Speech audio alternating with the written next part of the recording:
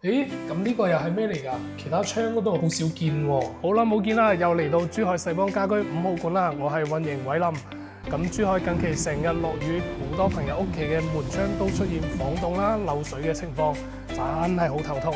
咁今期我就帶大家嚟到世邦家居5號館珠層嘅 YKKAP 嚟睇睇佢哋嘅門窗。咁好多朋友裝修都會揀佢哋嘅品牌㗎。Hello，偉蘭。Hello， 大家好。我係世邦家居5號館珠層 YKK 嘅門窗顧問 Jojo。咁好門窗先至可以守得住屋企㗎。等我帶你慢慢參觀下我哋 YKK 究竟有幾勁啦。好啊。咁就首先嚟了解下我哋 YKK 嘅品牌歷史啦。1957年喺日本成立，目前已經有70年嘅歷史㗎啦。喺世界上好多知名嘅建築啦，譬如話新加坡嘅濱海灣花園。日本東京嘅晴空塔，咁我哋亦都喺中國連續10年榮獲我哋呢個門窗10大首選嘅品牌㗎，仲有中國房地產開發企業500強首選嘅供應商系統窗嚟稱號。咁我哋珠海有啲咩經典嘅案例呢？咁其實珠海好多高端嘅樓盤咧，都會有我哋 YKK 嘅門窗嘅。話法咁呢10年以嚟，佢幾乎所有嘅樓盤都係用我哋 YKK 嘅門窗啦，同埋你好似珠海嘅五洲花城啦、隔離海岸啦、中野日景公館呢啲都用緊我哋 YKK 嘅門窗㗎。但我對材質都幾關心㗎。咁大家都知，畢竟門窗係用好耐嘅，佢嘅堅固性、隔音、隔熱都好重要嘅。咁我哋 YKK 對材質呢一塊有冇嚴格嘅把關㗎？係啊，我覺得你考慮得好周全㗎。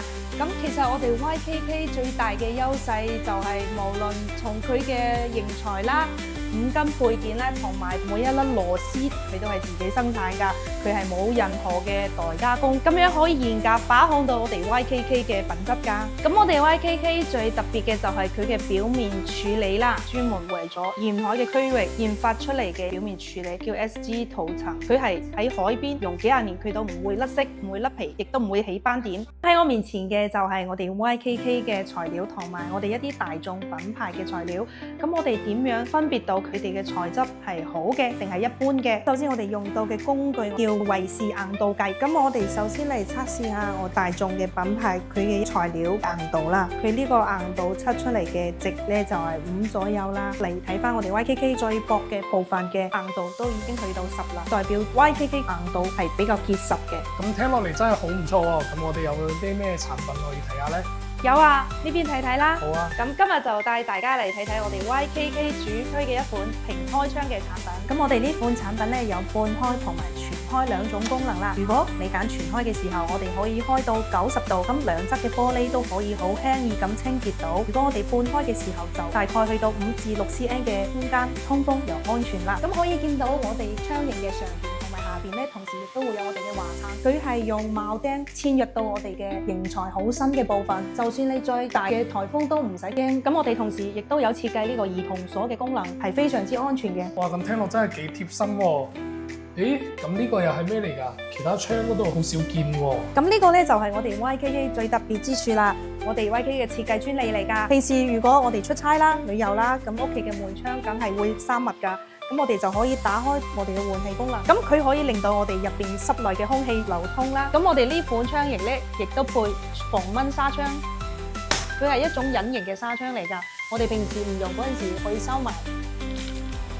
咁 YKK 啲產品都幾豐富喎。咦，咁呢款有咩特別啊？我哋呢款 YKK 嘅推拉門咧，其實佢就咁樣睇，佢係一個好重型嘅推拉門嚟嘅。但係咧，我可以好輕鬆咁樣推住佢，好似我哋用一隻手指就可以咁樣好輕鬆咁樣推過去，佢係好絲滑嘅。係啦，咁買門窗咧，售後服務都好重要喎。咁我哋 YKK 有啲咩服務保障咧？呢層你唔需要擔心啦，我哋 YKK 咧會有長期嘅售後保修啦，同埋我哋香港、澳門嘅朋友過嚟，亦都會有對應嘅服務。我哋嘅品質咧絕對會有保障㗎。冇錯，咁依家珠海世邦家居5.1仲有獎貴駕到活動，4月25號到5月5號。首先29蚊9升級 SVIP 就有5張200蚊免單卡，每滿5000蚊可以用1張，仲有尖道禮4揀1。仲可以抽終極大獎、松下冰箱等白份豪禮。另外，單筆消費滿5000蚊抽紅包1次，滿1萬蚊抽2次，百分百中獎，最高中4999蚊現金。無論港澳定珠海嘅朋友都可以參加㗎。趁住呢個機會揀高品質門窗，仲有多重福利拎。